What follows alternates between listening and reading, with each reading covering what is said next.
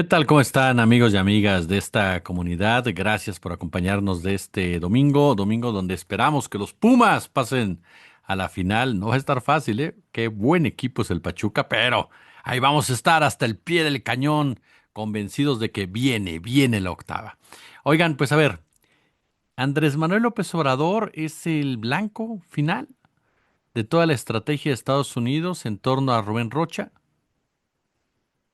Enrique Insunza asegura que no se está acercando a las autoridades estadounidenses, como han publicado algunos medios de comunicación, pero tampoco deja el Senado de la República, deja el fuero, ni siquiera aparece en su lugar de trabajo. Y por supuesto, un caso que no podemos dejar de lado. Raimundo Rivapalacio es émulo, similar, parecido a Manuel Buendía. Esta grandilocuencia, esta postura tan excepcional que tienen algunos periodistas y opinadores de derecha de compararse con figuras históricas, legendarias, que han dejado legados muy importantes y que nos muestran pues muchas de sus carencias y de sus vacíos actuales. ¿Cómo están? Gracias por acompañarnos aquí en nuestro canal de entrevistas, pulgares arriba. Espero que hayan visto a Pechucho. Pechucho que anda desatado ahorita con un nuevo formato más acá, ya de no tanto ring, sino ya más directa a la flecha. Y por supuesto, bueno, expiatorio con el querido Ricardo Valderas y Dolo Delgado. Ayer Macro y Micro buenísimo con Pedro Iniesta, espero que lo hayan visto. Buenísimo realmente. Carla Escobar, por supuesto, con Entre Líneas, y también estuvieron ahí Brenda Mata con las Crónicas del Poder. Todo esto está en este canal que usted está viendo ahorita, en el canal de entrevistas. Dele clic, dele seguir, por supuesto, dele pulgar arriba y conviértase en nuestra parte de nuestra comunidad. Si ya nos sigue en nuestro canal de análisis, que llegamos a los 500,000 seguidores esta semana, gracias a ustedes, pues también síganos en el canal de entrevistas, ¿no? Estamos ya a la par, más o menos. Oiga, pues a ver, comencemos por el principio. Voy a comenzar con este tema de Enrique Insunza, ¿no? Como tal, ¿no? Que dice en su cuenta de X: soy un hombre verídico y de instituciones, siempre he servido a mi Estado y mi país con rectitud, compromiso y honor. Rechazo firmemente las imputaciones que se me formulan. Son mendaces y carecen de todo sustento, y así quedará demostrado en su momento.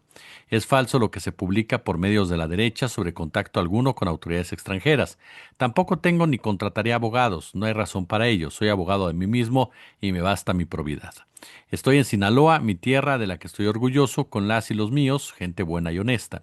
Atenderé, si se me formula personal y puntualmente, cualquier requerimiento que me hagan las autoridades de mi país conforme a sus atribuciones constitucionales. Uno es lo que ha sido toda su vida: mi honestidad y verticalidad están respaldadas por la veracidad de una trayectoria de trabajo, estudio y servicio con integridad.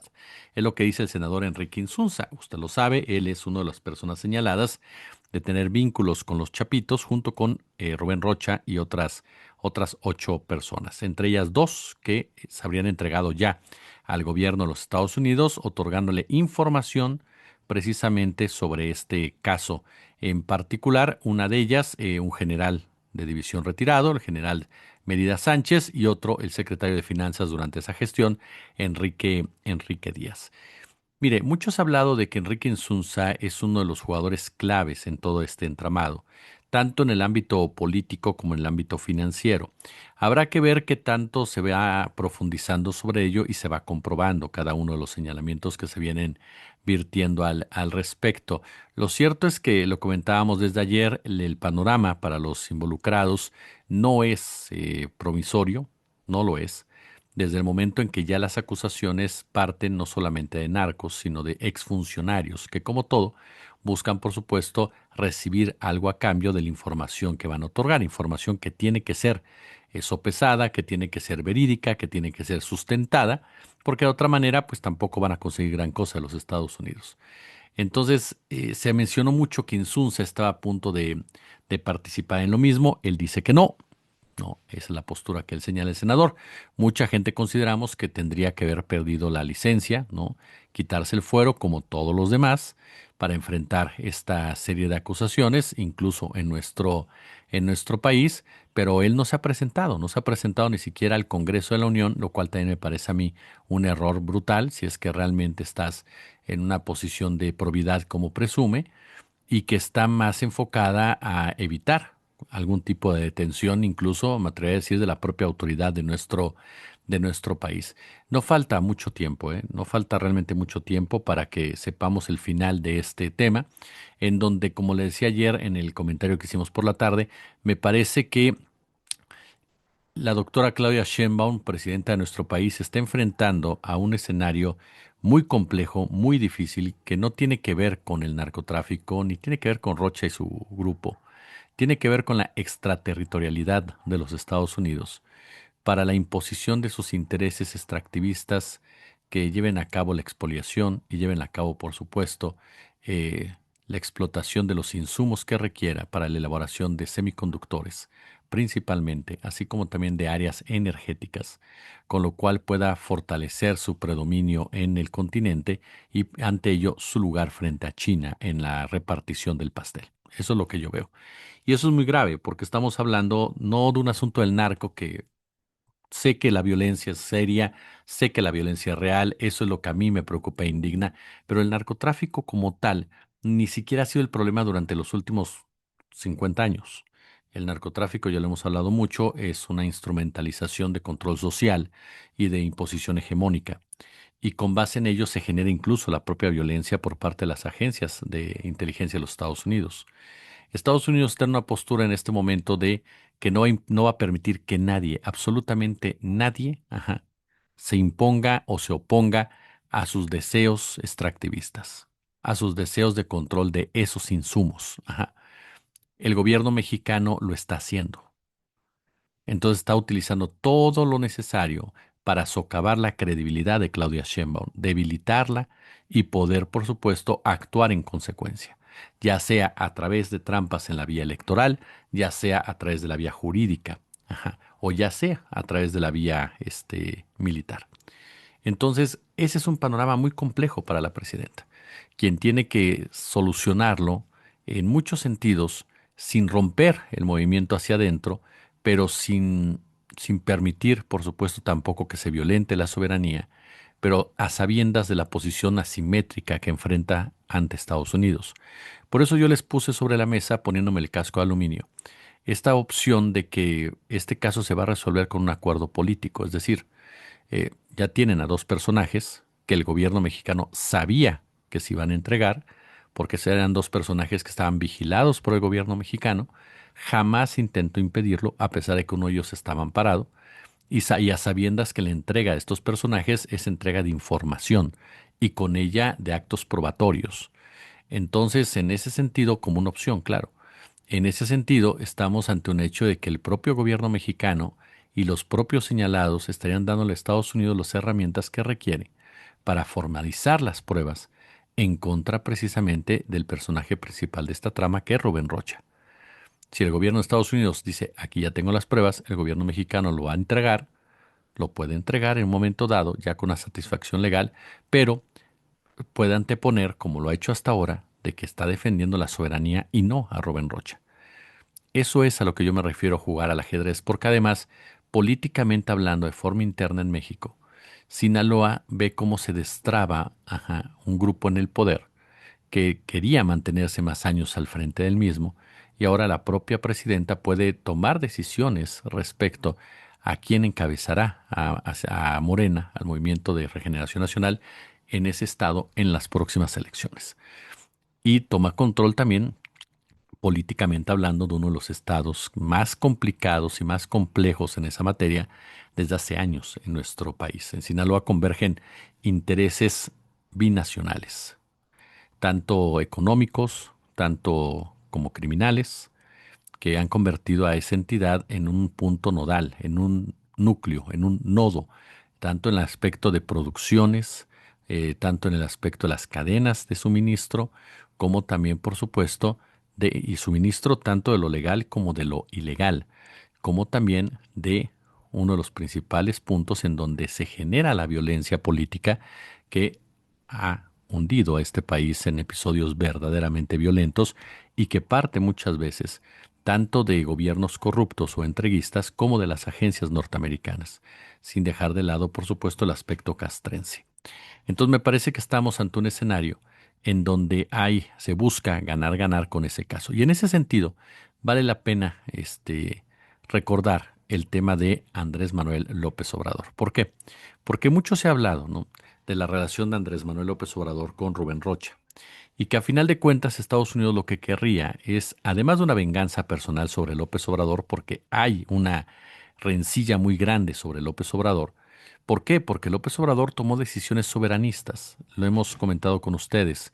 Ustedes han enriquecido mucho el conocimiento de su servidor cuando planteamos esas decisiones que toma el presidente López Obrador que atentan contra esta visión monopólica de los Estados Unidos al declarar que ya no estábamos en guerra, al sacar a los agentes de inteligencia de Estados Unidos, o bueno, por lo menos regularlos, al llevar a cabo una contrarreforma energética, al llevar a cabo una reforma judicial, al congelar, en definitiva, la relación con el embajador de Estados Unidos, al nacionalizar el litio. Todo esto en el marco del mundo que vivimos son decisiones soberanistas de parte de López Obrador que claro que lo enfrentan ante el interés corporativo de los Estados Unidos que quiere sangre, porque a final de cuentas quieren mandar el mensaje de que nadie se puede oponer a sus designios. Ahora, esa es la finalidad de los Estados Unidos. Me parece que es pronto para asegurarlo, como lo asegura ya algún sector de la prensa en México, que más que otra cosa yo sabe que veo una prensa, como se los he dicho en otras ocasiones, veo una prensa de muchos anhelos, en pocas palabras, ¿no?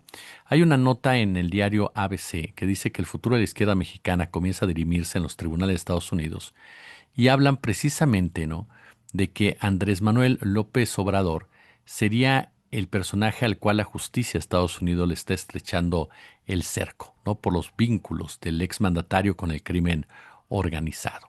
Es decir, este tipo de medios, insisto, de derecha, allá en España, que también ya nos tienen muy medidos, a final de cuentas tienen un anhelo personal, un anhelo editorial de cobrarle facturas a López Obrador, porque López Obrador también sacó de una forma u otra intereses españoles y puso en evidencia los intereses corruptos de empresarios de la derecha española.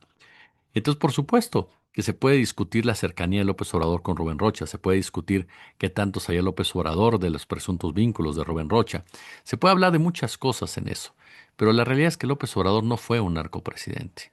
La realidad es que López Obrador combatió al narcotráfico de la estrategia que él consideró la más adecuada y que a mí, en lo personal, me parece que era la conducente, atender las causas y dejar de ver esto como una guerra que no tenía sentido y que además de todo tratar de que también la transformación llegara a un ejército que durante décadas ha estado monopolizado y controlado por los intereses fácticos de la derecha. Entonces, a mí me parece que López Obrador está muy lejos de ser un Juan Orlando Hernández, un Daniel Noboa, un Donald Trump, personajes que en definitiva tienen relaciones con el crimen organizado, tanto de sus países como extranjero, y que ellos saben perfectamente cómo se mueven. Pero volvemos a lo mismo, este tipo de periodismo es ese periodismo de anhelos, ese periodismo de deseos, ese periodismo en donde la lógica deja el paso a los rencores y en donde lo que se busca a todas luces, por supuesto, es manchar un legado de alguien que les molestó, les indignó que sacara a 13 millones de personas de la pobreza.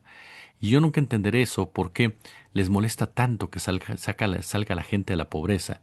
Hay muchos periodistas en México que incluso retuitean este tipo de notas, las festejan, las destacan, y son estos mismos periodistas que se quedaron callados durante la época de Calderón, donde la gente estaba siendo asesinada, durante la época de Peña Nieto, y todo porque en sus respectivas empresas pues no les permitían hablar.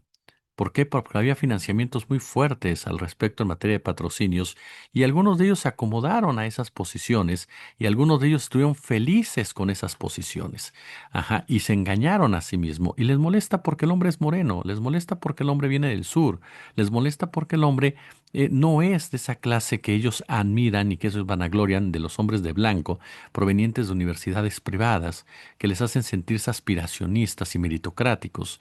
Y entonces viene todo un caudal de rencor, de coraje, que solamente viene a confirmar precisamente los niveles que tienen los medios mexicanos en relación a épocas en donde tendrían que alegrarse, y no por ser morenistas o no. Ajá. tendrían que alegrarse que un gobierno saca 13 millones de la persona. Tendría que ser suficiente para que desde los medios de comunicación hubiera un reconocimiento tácito al mismo y dejaran de caer en golpeteos baratos como tales. Pero no, aquí de lo que se trata en México es de cobrar facturas solamente.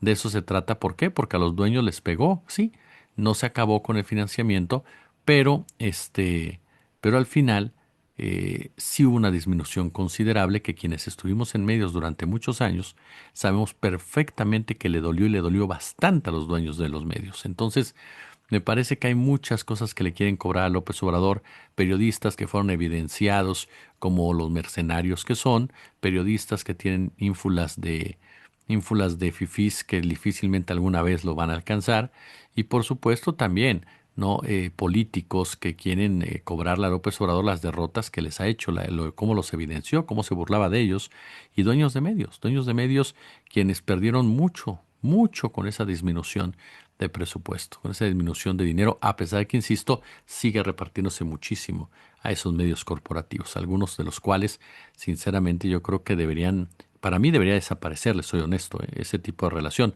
El gobierno debería tener tiempos libres en los medios en donde pudiera anunciar sus campañas. O sea, a final de cuentas son concesiones como tales y creo que ahí el Estado debería tener tiempo gratis, en pocas palabras, y los medios deberían de hacer negocio con su contenido, con su calidad, ajá, con su profundidad al respecto, y no esperando que el gobierno les siga dando millones y millones y millones y millones de dólares, no precisamente para ello. Pero bueno, es parte de esta situación. Es como cuando me dicen, es que es narcopresidente, ¿por qué? Pues porque saluda a la mamá del Chapo, por favor, ¿no? Creo que hay situaciones muy particulares que quienes han estado cerca de todo lo que es el narcotráfico y particularmente en Sinaloa y en otras regiones saben muy bien que ese tipo de imágenes no prueban absolutamente nada. Pero eso es lo que yo veo por el momento, ¿no? Este tipo de diarios españoles muy al estilo de Pedro Ferriz, muy al estilo de Jorge Fernández Menéndez o de Héctor de Mauleón y sin duda alguna de Raimundo Riva Palacio, quien ayer estaba en un debate con el periodista Álvaro Delgado. Y más que involucrarme en esa discusión, que me parece que hay un punto ahí que me brincó muchísimo, ¿sabe? Cuando comparan uno de los tuiteros, ¿no? Uno de los tuiteros hace la comparación de que Raimundo es una especie de Manuel Buendía. Raimundo sabe que eso es imposible y sabe muy bien que eso es exagerado o más bien dicho, eso es improbable al 100%. Él sabe su carrera, sabe su trayectoria, sabe sus relaciones, sabe sus vínculos como tales y sabe muy bien que está muy lejos de alcanzar la calidad, profundidad y capacidad del maestro Manuel Buendía y sobre todo las capacidades de Buendía para cuestionar al poder, al verdadero poder como tal. Además, la manera de escribir de Buendía con ese humor negro, esa prosa, no la tiene Raimundo Riva Palacio, que no es malo escribiendo, ¿eh? Riva Palacio no es malo escribiendo. Digo, cuenta historias de ficción, pero no es malo escribiendo. Buendía era un periodista duro, era un periodista de cepa, era un periodista que sabía moverse también, como todos los periodistas de investigación y los periodistas que cubren nota roja y los periodistas que cubren cuestiones políticas, aprenden a moverse en el lodo, pero sin mancharse. Ajá. Saben perfectamente quitarse la capa que viene enlodada y en ponerse a escribir perfectamente sin ya ningún tipo de lodo les afecte. Buendía fue asesinado por cuestionar al poder, fue asesinado por denunciar al poder, fue asesinado por enfrentar al poder, en este caso concreto al verdadero poder que era la CIA.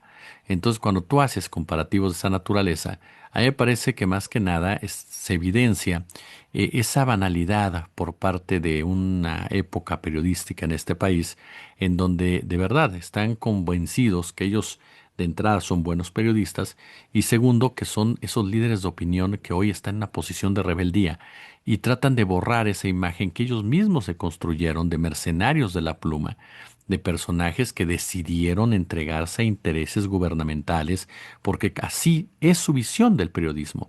Su visión del periodismo no es de justicia social, su visión del periodismo no es de compromiso social, su visión periodística es corrupta, su visión periodística es para conseguir favores y almacenar poder. Hay una película muy interesante, digo, está este libro de Enrique Serna, que es un excelente escritor, sí, que tiene visiones también contrarias a la 4T, pero que es un excelente escritor, Enrique Serna, y muestra precisamente toda la historia de Negri, pero como él hubo muchos más. Muchos más. Lamentablemente el medio no es un medio puro ni mucho menos. Y hay una película muy interesante en donde sale José Gálvez, gran actor, ¿no? En cine, televisión y teatro, al lado de Joaquín Cordero como médico. Si no mal recuerdo, Germán Valdés Tintán aparece también de manera especial. Anda por ahí también híjole, uno de los hermanos Soler, Domingo Soler, y se trata de que tres niñas juegan con un perro rabioso, en esa época las películas que hacían, con sus carencias y sus falencias sobre la rabia para avisar sobre este tema. Y empieza una campaña en los medios, y entonces el periodista que interpreta a José Gálvez, lejos de querer dar un trabajo periodístico comprometido con la sociedad, lo que hace es explotar la tragedia hasta la saciedad, ¿no? Explotarla para sacar vínculo, para sacar riqueza, para sacar nombre, para sacar precisamente todas las ventajas que tenga que sacar, olvidándose del aspecto humano, que tendría que ser la regla básica al momento de ejercer esa noble labor. Sale el personaje de David Reynoso, que es un personaje al que él entrega a la policía, y hay una frase que él maneja mucho en la película, es primero yo y después que se pudra el mundo, hasta que al final la vida le trae consigo una lección en donde había una cuarta niña infectada que jugó con el perrito, y era su hija. Pero nunca se dan cuenta por estar armando mitote. Y es que a final de cuentas, mire, el trabajo periodístico, sin que su servidor sea nadie para decir esto, pero algo le hemos aprendido. Eh, no debo olvidar algo. Hay formas, hay metodologías, hay procesos en donde tú te das cuenta cuando una nota está hecha para informar, que cuando está hecha para golpear, que cuando está hecha para vender. Hay entrevistas incluso, hay preguntas, hay temas, hay ritmos, hay cuestionamientos o no los hay. Hay, por supuesto, el aspecto de producción que va desde la edición, la dinámica de la misma, los rostros, las tomas, todo ello. Y esto lleva precisamente a darte cuenta cuando tus acciones periodísticas tienen una finalidad de beneficiar al poder, tienen una finalidad de tapar la información, tienen una finalidad de generar morbo, tienen una finalidad precisamente de vender, de viralizarte, o tienen una finalidad de hacer tu trabajo de manera social. Es ahí creo que están las principales diferencias con Manuel Buendía. Manuel Buendía era un tipo que te podía caer bien, te podía caer mal, podría tener muchos cuestionamientos en su vida personal, en algunos sectores, para otros admirable. Lo cierto es que era un personaje, era un periodista de cepa que estaba acostumbrado a denunciar para un bienestar social. Eso no pasa con Raimundo, ni pasa con muchos otros que se comparan con grandes periodistas de antaño, porque me parece que no han entendido que su historia ha quedado manchada para siempre, y no por López Obrador, sino por ellos y por ellas mismas, debido a la forma en cómo han manejado hechos informativos, hechos noticiosos, que sin duda alguna requerían una estatura humana que no tuvieron, así como también un nivel de soberanía y amor al país que no tienen por cuestiones netamente mercenarias, y porque siempre vieron, insisto, así al negocio. En fin, son de esas historias que vale la pena mencionar. Por lo tanto, cuando dicen que pues, se parecen a Buendía, pues sinceramente no creo que haya ningún punto de comparación, y me parece que sí es algo verdaderamente fuera de cualquier realidad al respecto. En fin, ¿ustedes qué opinan de todos estos temas? Hay uno más que quisiera compartir con ustedes rápidamente, si ustedes me lo permiten, y que tiene que ver con el siguiente asunto. La Secretaría de Seguridad Pública de Puebla informó que un ataque armado ocurrido la madrugada de este domingo en el municipio de Tehuitzingo dejó un saldo de 10 personas muertas, entre ellas una menor de edad. De acuerdo con el comunicado oficial, las víctimas son 6 hombres, 3 mujeres y una niña, quienes presuntamente fueron atacados por sujetos armados en este municipio ubicado en la región de la Mixteca poblana. Pues por lo pronto les agradezco mucho el favor de su atención, pulgares arriba, y no se pierdan al ratito, 3:30, Nacho Alvarado en el canal de análisis, 5 de la tarde Sósimo Camacho, 6:30 Luis Guillermo Hernández, 20:30 por supuesto está Josefa Galván, 21:30 Fabricio Loruzzo. Como siempre un gusto, como siempre un placer.